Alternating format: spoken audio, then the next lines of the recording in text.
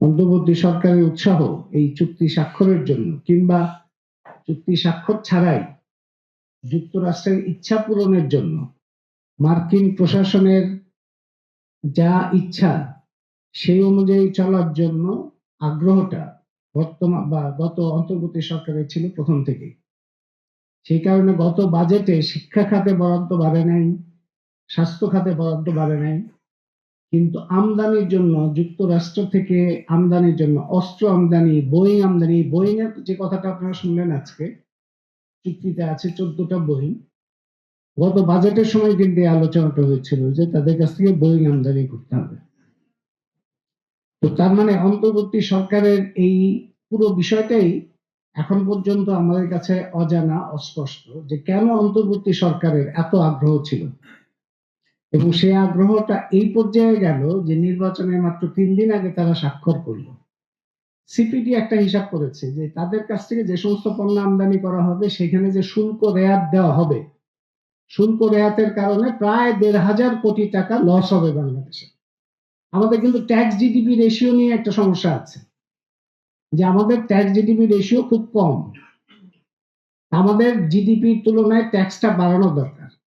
যুক্তরাষ্ট্রের সাথে চুক্তির ফলে ট্যাক্সটা আরো কমবে, মানে ট্যাক্স জিডিপি রেশিও কমবে। ওইটাকে যদি আবার ওই সমান করতে হয় কিংবা তার থেকে বাড়াতে হয়, তাহলে অন্যান্য ক্ষেত্রে জনগণের উপরে ট্যাক্সের বোঝাটা বাড়াইতে হবে, এরকম একটা পরিস্থিতি হবে।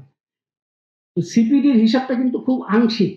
এটা হচ্ছে শুধুমাত্র যে সমস্ত পণ্য আমদানি করতে গেলে আপনি শুল্ক ছাড়বেন সেটার জন্য যে ক্ষতি, কিন্তু এর সাথে যোগ করতে হবে যে কি কি পণ্য বেশি দামে আমদানি করতে হবে, কি কি পণ্য অপ্রয়োজনীয় আমদানি করতে হবে। আপনি ধরেন বোয়িং বিমান আমদানি করবেন, কোনো প্রয়োজন নাই। অস্ত্র আমদানি করবেন, কোনো প্রয়োজন নাই। তুলা, মানে গম, মাছ, মাংস সবকিছু যে বেশি দামে আমদানি করতে হবে, সেই বেশি দাম, এই সমস্ত যদি হিসাব করেন তাহলে আরো কয়েক হাজার কোটি টাকার মধ্যে যোগ হবে বাংলাদেশের ক্ষতি। আর সেগুলির সাথে যে কম্পিট করার তো কোনো প্রশ্ন নাই। এই যে ধসটা নামবে অর্থনীতি, যে অর্থনীতি এমনিতেই ভালনারেবল অবস্থার মধ্যে, তার জন্য যে ক্ষতি, এটা তো কোনো অপরিমেয়, এটা তো কোনো হিসাব নাই। এইরকম একটা হাত পা বাঁধা সম্পূর্ণ বন্দি দশার মধ্যে বাংলাদেশকে ফেলে দিল যারা অন্তর্বর্তী সরকার, তাদেরকে তো গণশত্রু বলতে হবে আমাদের। এরা হচ্ছে গণশত্রু হিসেবে তাদেরকে বিচার করতে হবে। এই সংসদ নির্বাচনের পরে যে জাতীয় সংসদ, সেই জাতীয় সংসদে যে দলগুলো নির্বাচিত হয়েছে তাদেরকে স্পষ্ট করতে হবে যে তারা এই চুক্তির সাথে ছিল না।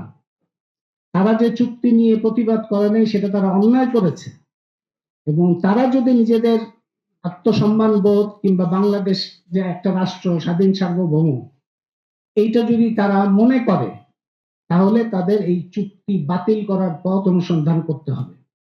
তারেক রহমানের যাত্রা শুরু হয়েছে একটা বাক্য দিয়ে। বাক্যটা হচ্ছে সবার আগে বাংলাদেশ। এখন পর্যন্ত বাংলাদেশে এই চুক্তি এবং চুক্তির সাথে সম্পর্কিত তৎপরতায় আমরা যেটা দেখেছি সেটা হচ্ছে সবার আগে যুক্তরাষ্ট্র। আমরা এই অবস্থার পরিবর্তন চাই এবং মনে করি যে তারেক রহমান যদি সত্যি মনে করে থাকেন যে সবার আগে বাংলাদেশ তিনি সত্যি মিন করেন, তাহলে অবশ্যই এই চুক্তির বিরুদ্ধে প্রয়োজনীয় ব্যবস্থা গ্রহণ করবেন, চুক্তি স্বাক্ষরকারীর বিরুদ্ধে প্রয়োজনীয় ব্যবস্থা গ্রহণ করবেন।